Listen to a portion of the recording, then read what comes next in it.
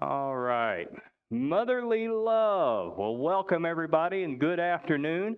Hope that you are enjoying the beautiful weather that we've been given here the last day or two after all the rain that we had. And really looking forward to enjoying this weekend. I want to talk just a little bit of today. First of all, Happy Mother's Day for those that are mothers or are a mother figure. For those of you that have been around with me for the past 9 years or so, you know that anytime I give a message about either Mother's Day, Father's Day, Grandparents' Day, or a day that we honor a class of people, I always put an asterisk next to it and say that I understand not everybody has had the wonderful, loving relationship that maybe we're going to look at today from their mother or father or whomever, but there are things that we can pull out of the message that we can really, truly, regardless of whether we're a mother or not, that we can execute through the power of Christ indwelling in us that can make a difference in the lives of those around us.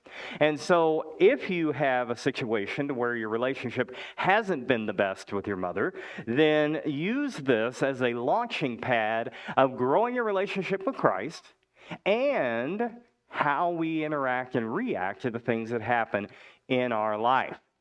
So, I'll tell you a little story before we get going. There was a little boy who had decided he wanted to get his mother a gift for Mother's Day, and he had heard that there was something special that she needed. And he wanted to take care of that. So he asked for a little bit of money from his dad, and they went to the department store, and the little boy comes wandering through the ladies' department, and he gets to the lingerie department. And he's standing there just basically befuddled. Doesn't know exactly what he's doing. And so the lady in the department comes over and says, "Hi, young man, what can I do for you?" And he says, "Well, for Mother's Day, I want to get my mom something." "Well, that's wonderful. What would you like to get?" "I want to get her a slip." And so she says, "A slip, are you sure?" And he says, "I want to get that because I heard her tell Dad that she needed to get a new slip." "Well, okay, let's go over that direction," she says. And they begin to walk. And she says, "Let me ask you a couple of questions. What size do you need?" And he stopped and he looked up to her and he says, I don't know. I didn't know that I needed to know that." And she says, "Well, maybe we can figure it out." She says, "So is she tall or is she short?" He goes, "Oh, she's about average." Don't you love that, right? Then she says, "Well, okay, would you say she's on the heavier side or the skinnier side?" And he goes, "I don't know, but here's what I do know. My mom, she's perfect." And so the little lady did pretty much what you all just did, smiled and said, "Aw." And she says, "Well, okay, I think I know exactly what she needs." So she wrapped up a size 8, and she gave it to him, and he went home beaming like this. A couple of days later, Mom comes back to the shop and exchanges the 8 for a 16. But the reality of it is, there's this preconceived notion about mothers. Matter of fact, in most Mother Days messages that are going to be going on this weekend, you're probably going to hear a lot about Proverbs chapter 31. Now, if you haven't looked at Proverbs 31, you probably do need to, because it talks about, what is that perfect model of a mother, of a wife, of a woman. The problem that we have, and I'll be honest with you, I've never preached on Proverbs 31. Have you? How many here have read Proverbs 31? All right. Now, let's just say a lot of ladies, that's kind of interesting. I just noticed this. A lot of ladies raise their hand. A lot of guys just staring at me. All right? So now here's the thing. If you've read it, let's say that was the job description for a woman. How many of y'all measure up? That's the problem with it, and that's why I don't preach on it, right? So what we're going to look at today is we're going to look at what if you're not perfect as a mom or as a woman or as a wife? What if you're not perfect as a Christian? What do we do with this? There's a little quote out here that says, being a perfect mom is a what? Is a myth. But I like this next part. Being a pretty great mom most of the time is actually possible. And I think we can all relate with this. My mother figure, not that I didn't have a mother, I did, but we didn't live together. My mother figure was my grandmother. Now, my grandmother is of Irish heritage. And if you know anything about the Irish, they have a wee little temper, right? And so my redheaded grandmother named Sperry, with all of her Irish fortitude, began to help me understand the correct way to do things in life. And she had a favorite tool to do it with. Now, some of you have grown up with mothers who have a favorite sandal, that if the shoe comes off, you know there's something you did wrong and you are about to learn what it was. Right? My grandmother, her favorite thing was the fly swatter. I worked so hard to hide that thing. I hid it in cabinets, under couches. I did everything I could. And no matter what I did, she found another one in the house. So while I was hiding the fly swatter, she had a barrage of them hidden someplace that she would just go find another one. But you know, here's the thing about my grandma. While we laugh at that and we joke about that, she was probably one of the most compassionate ladies that I've ever known in my entire life. And I miss that with Grandma. I really, really do. I lost her back in, back in the year 1999, I believe it was. It may have been 2000. I can't remember. No, it was earlier than that. What year did I graduate, hon? 86. Yeah, so it was back near 89 and 90. And so been without her a long time. Was very fortunate to get back together with my mom in her latter years of life and had her living with us for a while. But you know, mothers hold a special place in many people's hearts. How many of you, when you're feeling down or you're just stressed, you just want to talk to your mom? Anybody? Yeah, whether they're still here or not. That is still there. You know, George Washington made a statement about his mother. He said, "My mother was the most beautiful woman I ever saw. All I am, I owe to my mother. I attribute my success in life to the moral, intellectual, and physical education I received from her." Now, you look at Abraham Lincoln, and he takes it a step further. Abraham Lincoln says, "All that I am or hope to be, I owe to my angel mother." He had a pretty high hope of her. So my question to you today, ladies and gentlemen, whether you're a mother or not, or a mother figure or not, who in your life right now, number one, holds that type of an esteem, if you will, for you? Who is it? Who is it in your life that you mean that much to? I want you to think about that today, because we're about to launch into a story from the Old Testament that really exemplifies a mother's plight, if you will. If you have your Bibles, I'm going to invite you today to turn to the small book of Ruth. The small book of Ruth. Again, you're in the Old Testament. You're just a few pages before 1 Samuel. We're going to start and end in chapter 1. Now, we're going to be talking about a lady named Naomi. And this lady goes through a lot. Okay? I'm going to be sharing with you out of the NIV today, kind of giving you time to settle into the book of Ruth. I see some pages still turning out there. As we talk about Ruth, things start out okay, but boy, they take a drastic turn. And as you begin to read this, in these first 5 verses we're going to look at, I want you to think about in your lifetime about when things were going pretty good, and then it took a drastic turn. How did you react? What were you looking for in that moment? All right. Okay, so let's get started here. Verse 1, "In the days when the judges ruled, there was a famine in the land, and a man from Bethlehem in Judah, together with his wife and 2 sons, went to live for a while in the country of Moab. The man's name was Elimelech, his wife's name Naomi, and the names of his two sons were Mahlon and Chilion. They were Ephrathites from Bethlehem. Just stay with me, it gets better. And they went to Moab, and they lived there. Now, Moab was a good place to be. Okay? Moab was a good place to be. He goes on to verse 3. Now, Elimelech, Naomi's husband, died, and she was left with her two sons. They married Moabite women, one named Orpah. You know, for years I read that as Oprah. I don't know why my eyes did that, but I did. Now you're going to do the same thing. You're welcome. Orpah, and the other Ruth. And after they had lived there about 10 years, the Bible tells us in verse 5, both Mahlon and Chilion also died. And Naomi was left without her two sons and her husband. There was a famine in Bethlehem.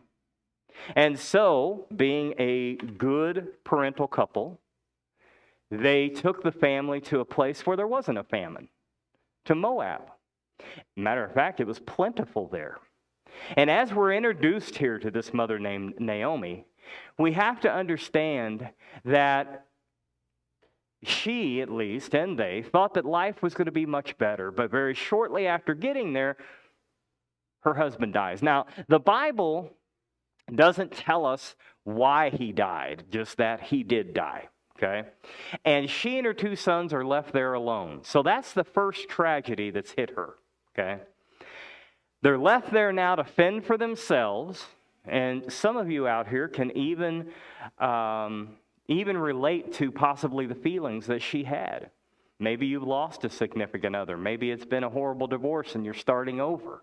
You know, those out there online that are watching us today and those that will watch this video, maybe you've had that tragedy hit you in your life. And you sit there after the initial shock and you wonder, what am I going to do? How are we going to survive? Because you must remember at that time, what was the status of women back in that time? Yeah, secondary and down, right? Men ruled. And so now she's a widow. She has a couple of kids. And then we're told here that as the verses go on, that these two end up getting married. So now she is a widower. She has two kids, when in all reality now it becomes four, because the daughter-in-laws are now involved, right? And so when she thought things were just heading in the right direction, the emergency brake was put on and everything changed. Now we go on a little bit further and we find in verse 5 that the two boys die. Again, we're not told how or why. And Naomi is now left with no one in the family to provide. She now has two daughter-in-laws to care for. And just when Naomi thought that her purpose in life was almost served, her kids were grown, they were married, quote unquote, kind of out on their own, everything changes. She once again now has to figure out how she's going to provide for somebody else. That's a mother right there. How am I going to provide for these kids? She had to play the part of a mother all over again. And what we end up seeing here is a demonstration of a mother's strength. Mark Twain said this about his mother. My mother had a slender, small body, but a large heart. A heart so large that everybody's joys found welcome in it and hospitable accommodation. I don't know about you, but there have been many days in my life that I've seen my grandmother, my mother, my wife put aside their feelings, even though they might have been hurting, they might have had troubles, so that they didn't become a burden to somebody else and they focused on the other person's feelings. Matter of fact, that actually killed my grandmother. She had colon cancer. She knew about it. She didn't tell anybody about it. And all of a sudden, one day, we get a phone call that says, you need to get down here to the residential facility. We're pretty sure your grandma's colon has burst. And we're like, what are you talking about? Matter of fact, 2 weeks earlier, I was there on vacation, and we went out to eat, we went shopping, just take her places she wanted to go, right? Didn't act sick, didn't act like there was a pain in the world to her. 2 weeks later, we're making a mad dash from Miami, Oklahoma, to drive up to Sedalia, Missouri, and by the time we'd gotten there, she had had surgery. She had contracted staph because of the situation, and there was just a little bit of time left for her to live. And I remember I went in there and I grabbed her hand and I said, Grandma, can you hear me? And she nodded her head because she had tubes and stuff all in her. And I said, you knew about this, didn't you? She nodded her head. I said, Grandma, how many times have I told you not to do stuff like this? And she picked up her finger and moved a tube over, and she looked at me the best she could, and she mouthed, love you. That was the last thing I heard. My mom got there a little bit after me. She was already passed at that point. And I got to thinking, actually, I'll be honest with you, I got angry. I got angry because the lady who really was my mom in all, real purpose, she gave so much of herself that she never took care of herself because she thought that she would be a burden to the ones that she gave everything to. Family, I'm going to share something with you that you can either take it in or throw it out. If you've got somebody like that in your life, doesn't have to be your mom, your grandma, doesn't have to be anybody specific. If you've got someone who is a constant giver in your life, make sure that you give back to them, because you have no idea the sacrifices they've truly made for you, because they won't tell you. That is a form of a motherly love. Now, you may say, well, my mother was nothing like that. Okay, I get it. I get it. But here's what I want you to understand about my message today that the Lord laid on my heart. A motherly type of love that we're going to look through here today is what Jesus spoke a lot about. Do you remember when Jesus looked over Jerusalem? What he said about them? He said, Jerusalem, Jerusalem, oh, how I have longed to gather you under my wings like a mother hen does to her chicks. He understood motherly love. Now, do you have to be a mother to give motherly love?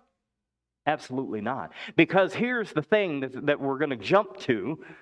Here's the thing. Motherly love is really godly love, even though he's Father, right? And so when we look at Naomi's plight and the situation that she is in, we begin to see that she has a lot to be nervous about, a lot to be unthankful for, a lot to worry about. We see that she is concerned, and as we continue to read here, I want you to go back now with me. In verse 6, when she heard in Moab that the Lord had come to the aid of his people by providing food for them, Naomi and her daughters-in-law, that's both of them now, the three of them, prepared to return home. Where's home? Do you remember? Yes, Bethlehem. Returned home from there with her two daughter-in-laws. She left the place where she had been living and set out on the road that would take them back to the land of Judah. Then Naomi said to her two daughters-in-laws, listen closely, go back, each of you, to your mother's home. May the Lord show you kindness as you have shown to your dead and to me. May the Lord grant that each of you will find rest in the home of another husband. Then she kissed them. They wept out loud and said to her, "We will go back with you to your people." Now, folks, I hope you understand what's actually happening here. Naomi is now telling her only companionship to leave. She is now saying, in a sense, I want you to be happy. I want you to live a life fulfilled. I want you to be blessed by God. And because of that, you won't be that way with me. I want you to go back home.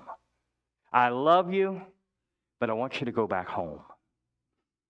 She did not force them to go with her.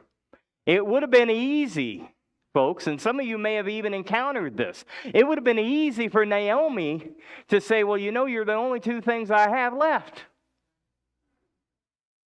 We need to stay together, the three of us, the three musketeers for the world, right?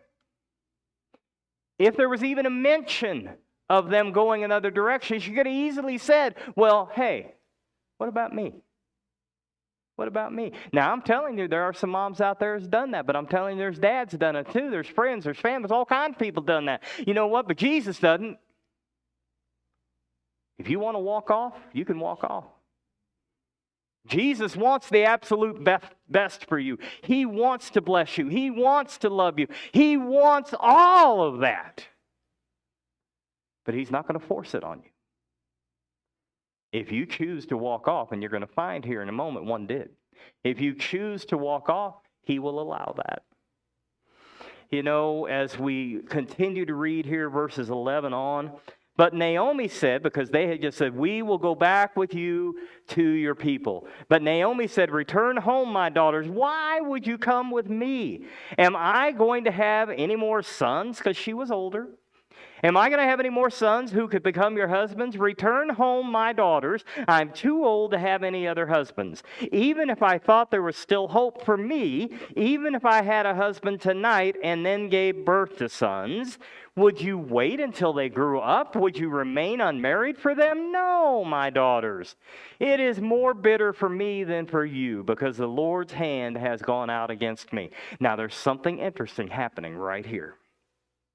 This is the first time there's any mention of how Naomi sees herself through the eyes of the Lord.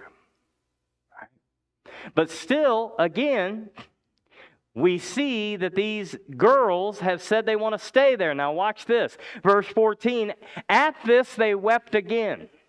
Then Orpah kissed her mother-in-law goodbye, but Ruth clung to her. So a choice was made. Orpah says, well, you know what? You got a good point. Maybe I don't want to be here. Maybe it is better off for me someplace else. And so she grabbed her stuff, and as you can see in the image here off in the distance, she's walking back to wherever home is for her, right? And Ruth has held on to Naomi. Naomi was willing to make the sacrifice, if you will, the sacrifice of her own happiness, her own companionship, all of that to help her kids be okay. There's a story that was told on Focus of the Family, on the Family, a long time ago about a sacrifice of a mother. I want to share real quickly with you here. There was a 36-year-old mother that was discovered to be in the advanced stages of terminal cancer. One doctor had advised her to take her remaining days and go enjoy life on the beach in Acapulco. Seems logical, right? A second physician offered her the hope of living 2 to 4 more years with the grueling side effects of chemotherapy or radiation treatment. And so, in the light of these decisions, she penned a small note to her kids. She had 3 little ones. She said, I have chosen to try to survive for you. This has some horrible costs, including pain, loss of my good humor. My moods will be uncontrollable, but I must try this for you. If only on the outside chance that I might live 1 minute longer with you. And that minute could very easily be the one you might need me when no one else will do. And for this, kids, I intend to struggle tooth and nail, so help me God, to live as long as I can. Can you imagine that? Now let's dig into this a little bit. Did Jesus have to come here and suffer and die for us? He didn't have to. He what? He chose to. He wanted to. He said, you know what? I know the anguish I am going to go through. I know everything that's going to happen to me. I know what is going to happen to you. I understand history. I get it. I'm going to be hated. I'm going to be chased. Eventually, I'm going to be killed, and it's going to be horrible. But you know what? If it means that you can live for eternity with us, I'm willing to do it because I love you. You see, motherly love, when properly applied, is mirroring the love of God for us. Let's look at verses 15 through 18 now. Naomi says, look, your sister-in-law is going back to her people and her gods. Go back with her. But Ruth replied, don't urge me to leave you or to turn back from you. Where you go, I will go, and where you stay, I will stay. Your people will be my people, and your God will be my God. Where you die, I will die, and there I will be buried. May the Lord deal with me, be it ever so severely, if anything but death separates you and me. When Naomi realized that Ruth was determined to go with her, she stopped urging her. Have you got anybody in your life that feels that way about you? Here's the interesting thing. I'm going to go out on a limb and say you do, even if you don't realize it. Because if nobody on this earth appreciates you in that manner, I'm going to tell you Jesus does. And I'm going to tell you He's going to go with you wherever you go, as long as you will allow Him to do so. So Naomi here, we see the first hint of her feeling like that the Lord's hand has gone out against her. And I think it's important because as they go on their journey, they head to Bethlehem, things take a turn. So in verse 19 through 21, we see this. So the two women went on until they came to Bethlehem. When they arrived in Bethlehem, the whole town was stirred because of them, and the women exclaimed, can this be Naomi? Now remember, they remembered her, right? They were from there. Watch what happens. Don't call me Naomi, she told them, verse 20. Call me Mara, because the Almighty has made my life very bitter. I went away full, but the Lord has brought me back empty. Why call me Naomi? The Lord has afflicted me. The Almighty has brought misfortune upon me. I don't know. Are we starting to see that maybe possibly all along, when she was caring about Orpah and Ruth, that she had this internal battle going on inside of her about who she was in the sight of God? Did she have her identity to the point where she felt like God was smiting her, that God was angry with her, that God was punishing her? Because here's something maybe y'all don't know. Do you know what the root name Mara really means? Mara is where we get the word mar from, and it literally means to mar. Now, what does it mean if you mar something? Anybody know? I don't want to buy that. It's all marred. Scarred up, scratched, bruised, damaged. Let's just call it damaged. So she's like, don't call me Naomi. Don't do that. Mara in the Hebrew literally means bitter, damaged. But here's something that you may not know as well. Naomi means blessed. She didn't even want her name because she felt God was so against her. You know, every time I read that, I think of the fact, well, I think of a number of things. First of all, I think of the fact that, do you realize how deep our identity with Christ really goes? Do you understand that if you don't understand your identity in Christ, you don't understand who you are in Christ as a forgiven individual, loved, passionately loved, forgiven, free, and a child of God? If you don't understand that, that damages how you see yourself. Look at this. Oh, something bad happened. Well, guess what? It's because I'm a bad person. Something bad happened, so God hates me. Something bad happened because I lost everything.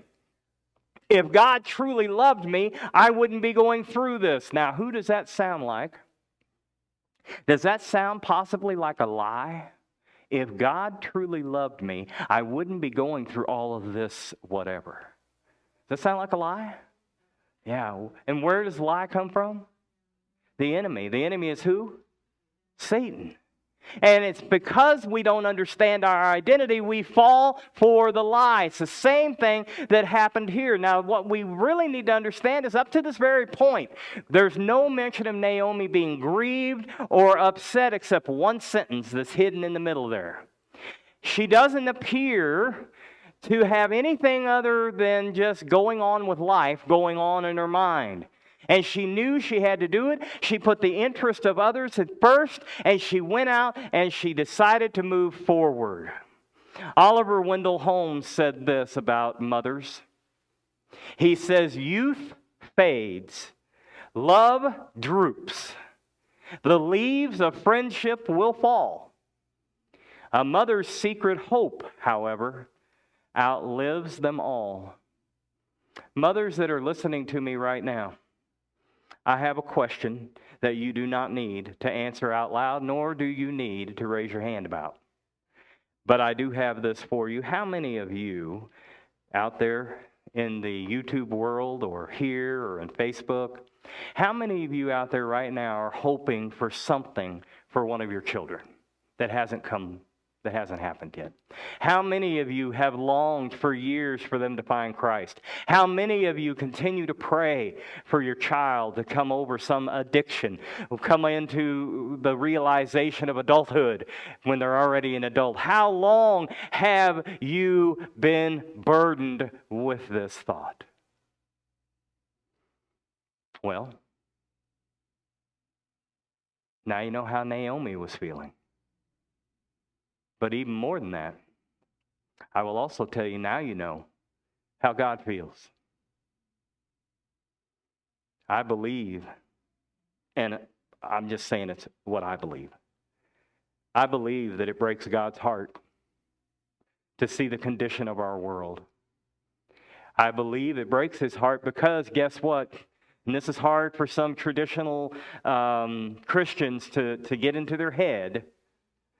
But do you realize that anybody and everybody that's ever lived, that is living or will live, is actually God's child? Well, how can they be a child of God? Look what they do. Look what they say. Look where they go. They haven't been to church in 450 years. What do you mean? They're a child of God. I mean exactly what I say. God knows, will know every single human that will ever be born. They are his kid. Matter of fact, the Bible tells us they're born in his image. Right? I thought about that a few times, and I thought, Lord, if you look like me, I feel sorry for you. But the reality of it is, I believe his heart breaks, but at the same time, I believe that motherly love that is talked about here with Naomi and others throughout the Bible, I believe that's really honestly godly love, and I believe that he has such a heart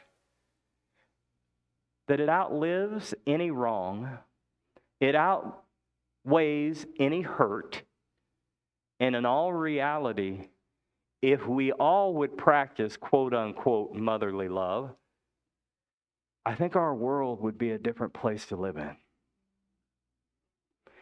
And I pray that as you think about Naomi and her identity, and that's a whole nother sermon. We haven't got that much time. We'd be here till 4 o'clock.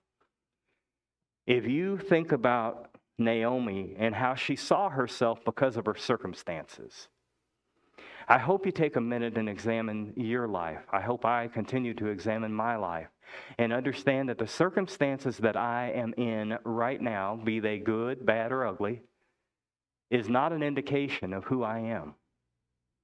It is not an indication of the level of God's love. Do you realize that God doesn't have different levels of love, don't you? You realize there's not like a level 1, a level 2, level 10, and we got to all get up to level 10 in the love before God's going to accept us. There's not.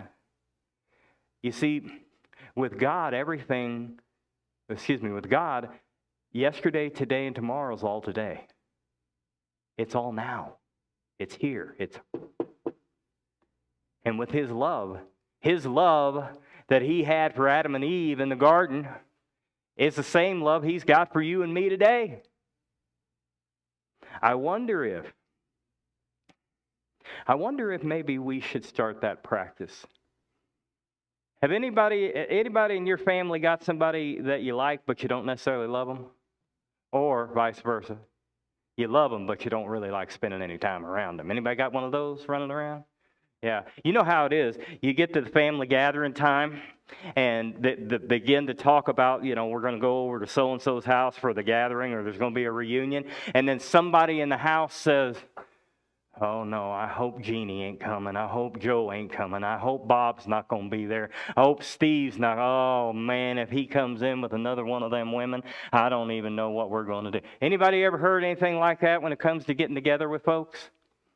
Yeah. You know what? The funny part?